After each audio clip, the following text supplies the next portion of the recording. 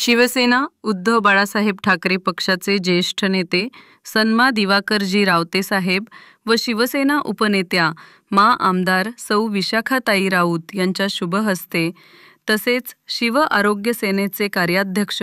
Doctor Kishorji Thanekar यांच्या सूचनेनुसार व राज्य सरचिटणीस श्री जितेंद्र दगडू दादा सकपाळ यांच्या उपस्थितीत शिवसेना राज्य संघटक श्री उद्धव कदम यांनी केलेल्या विनंतीनुसार शिवसेना भवन दादर येथे नांदेड जिल्ह्यातील तालुका बिलोली लोहगाव येथील पेशंट श्री विठ्ठल गोविंद उमरे हे कॅन्सर सारख्या दुर्धर आजाराने आजारी आहेत.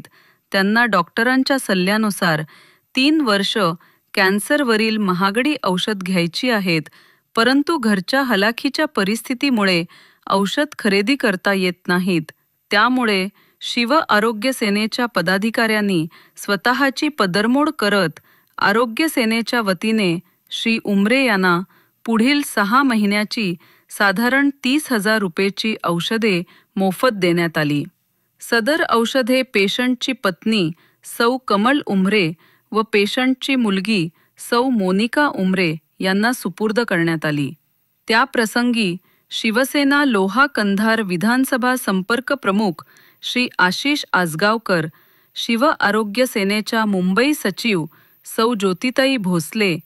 मुंबई सहसमन्वयक श्री प्रकाश वाणी, ठाणे जिल्हा संपर्क समन्वयक डॉक्टर प्रशांत भुईंबर, ठाणे जिल्हा समन्वयक श्री एकनाथ अहिरे, WHRAFचे अध्यक्ष